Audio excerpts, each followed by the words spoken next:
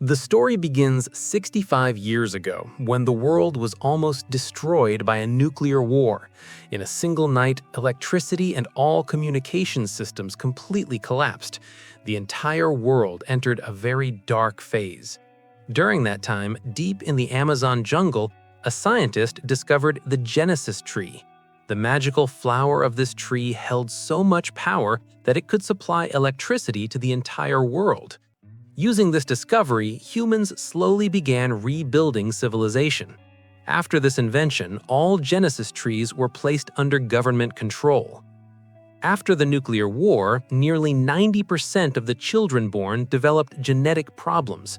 To solve this, scientists injected the flower's essence into human DNA. As a result, every human began to be born with some kind of special ability. Some had extremely sharp hearing, while others had incredibly powerful eyesight. People born with such abilities were called genetics, and they lived like kings in this new world. However, about 10% of people had weak immune systems, and their bodies completely rejected the flower. These people were called specials. They were given only small jobs like cleaning and maintenance. Now we see Chloe at the Genesis Institute. She is there on a class trip as a student, while her wheelchair-using partner Leon enters the building disguised as a cleaner. When everyone gets distracted, Leon uses a device to open a locked door and enters a restricted area. After checking the map, he realizes two guards are standing nearby. He releases a small mouse-shaped toy, and when the guards chase and grab it, sleep gas comes out, knocking both of them unconscious. Leon takes their keys, reaches the ventilation system, and attaches a gas tank. The sleeping gas spreads through the pipes and knocks out the scientists inside. Leon puts on a mask and tries to enter the lab, but his access code fails. He calls Chloe and asks her to get the correct code. In the main lobby, Chloe overhears some boys saying that specials should be killed. She starts arguing with them, and other students join in, making things worse. A guard rushes in. Chloe pretends to be helpless and asks the guard for help while secretly stealing his notebook. Inside the notebook, she finds the correct code and sends it to Leon. As soon as Leon receives the code, he quickly enters the lab. He takes out his mother's old watch, which reads, "We are all one, we are all equal." Reading this gives him courage. He pulls a lever, the machine opens, and inside is the Genesis tree. He grabs an old tool and starts breaking the glass. But as soon as he tries to pluck the flower, the tree shoots out sharp spikes and alarms start blaring. Even then, Leon manages to pack the flower into a blue capsule. An announcement declares that the building is going into lockdown and everyone must evacuate immediately. Chloe wants to wait for Leon, but guards force her out with the other students. By sheer luck, Leon also manages to escape in time. Outside, Leon deliberately bumps into Chloe, making her teddy bear fall. Before returning it, he hides the capsule inside the teddy bear. When guards search Leon, they find only his watch. They mock the message written on it and call Leon a freak. One man carefully checks all the students, but never suspects that the flower is hidden inside a teddy bear. Later, Chloe and Leon watch the news on a giant street screen. Senator Frank says that instead of using the flower before birth, it could also be used after people are born. Soon after, famous singer Mira appears and announces that she is doing a free tour in the District of People Without Powers so everyone can live together in unity. After changing his appearance, Leon tells Chloe that politicians and celebrities are just putting on a show. They do not care about people like them. He reminds her how earlier a poor man like them was thrown out of a food store. Nearby, a cleaner is seen wiping something off a window. It reads "Death to the Genetics," showing that not everyone is happy with powered people. Mira's manager warns her that the situation is becoming dangerous. The special district where the powerless 10% live is already risky, and the crowd will be huge, so the autograph session should be canceled. Mira refuses, saying unity will never come this way. She insists on meeting the people. When Chloe and Leon head home, guards check their IDs at the gate of the special district. Later, while Leon goes shopping, Chloe watches Frank's interview on TV. Frank claims he has created a medicine that will allow powerless people to feel the same abilities as others. Chloe feels hopeful, but Leon says it is all a lie. They return to their small workshop where Chloe grows plants and Leon builds devices. Leon extracts power-holding parts from flowers and makes them into special prosthetics for disabled people so they can live normal lives. Their daily needs are met through client payments. After finishing a job, a man from the genetic district calls and asks for repairs. Chloe refuses, saying clients must come to the shop. But when Leon hears the man will pay triple, he agrees. Chloe is scared because the work is illegal. Leon assures her he knows all the routes and guard positions and can enter without being noticed. They arrive at a luxury restaurant where a cook lets them in through the back door. The cook is like them and wears a mechanical suit to help him walk. Suddenly, an anti-genetics gang breaks in and cuts the power. Leon finishes fixing the suit. The cook says he will check the power and bring the payment. The gang begins destroying the restaurant and killing powered people. Tables are smashed and bodies pile up. The gang leader starts writing a message on the wall.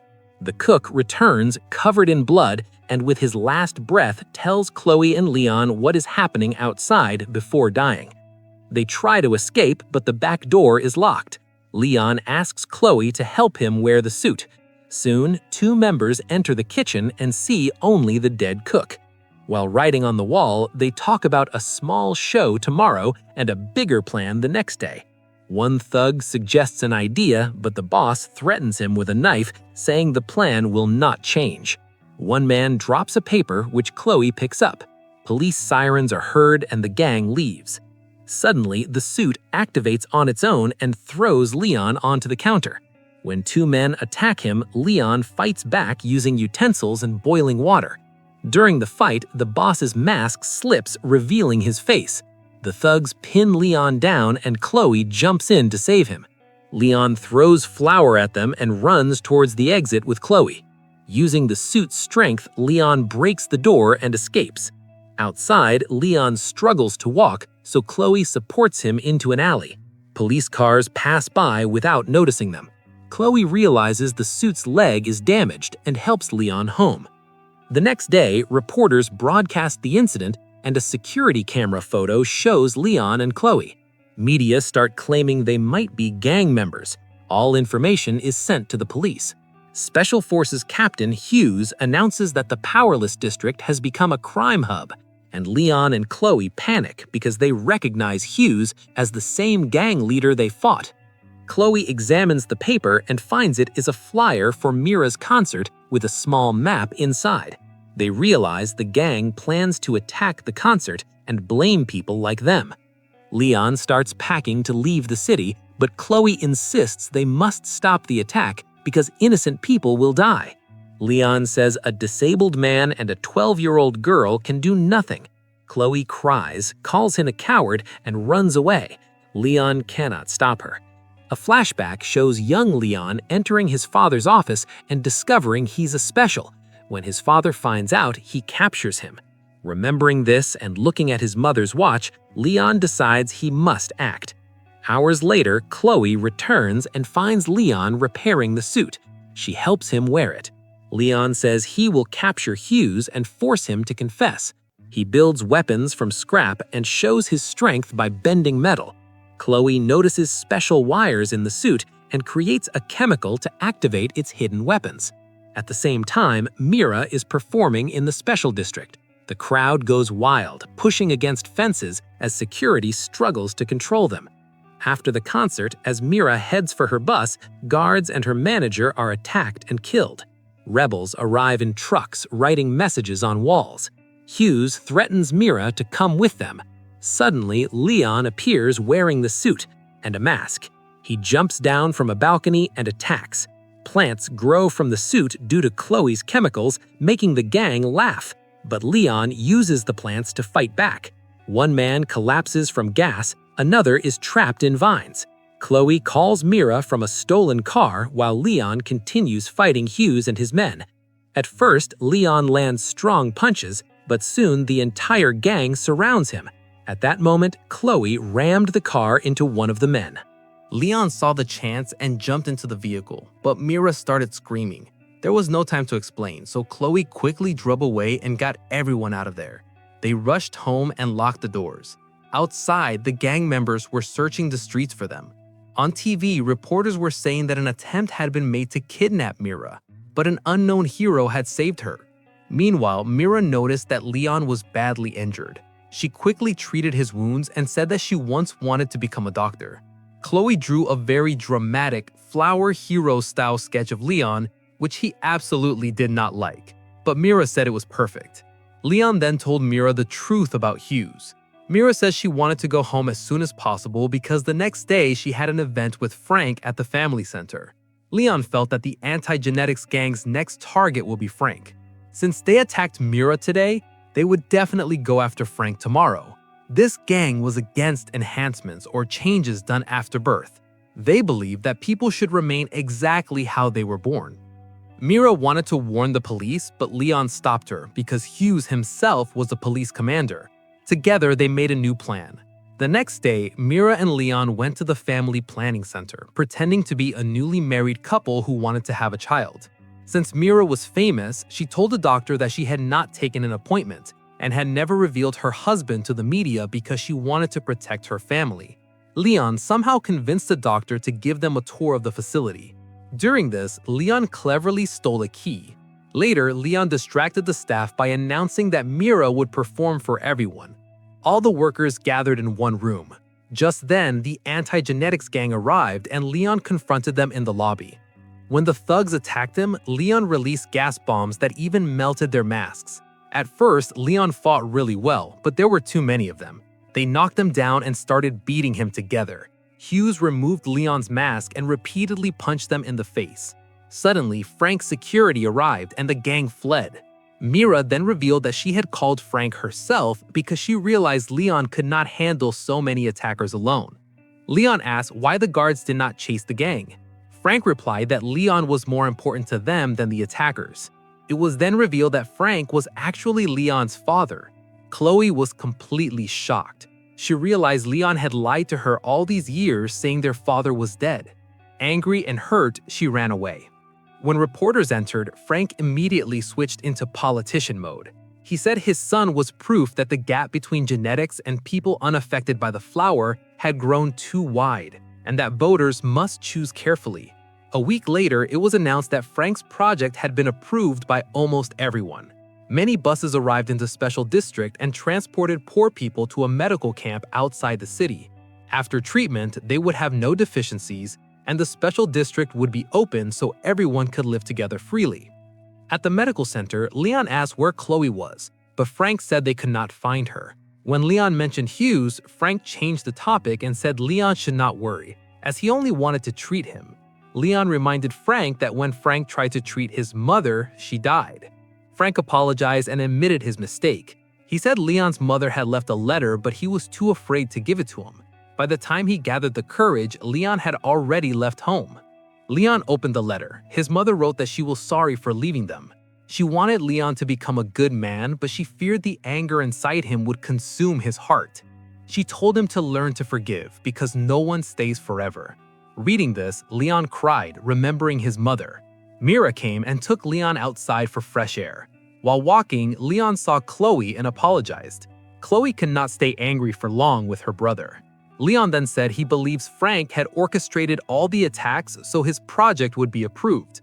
But before exposing him, they needed proof. Chloe got an idea and borrowed a camera from a man with an eye prosthetic. Meanwhile, doctors announced the next patient. Chloe crawled into the vents in the lab and started recording. Hughes and Frank were talking, and their conversation clearly revealed they were behind everything. As Frank explained his plan while sedating patients, he said he wanted to extract a specific gene from them and inject it into people who already had powers. He called this the next step of human evolution.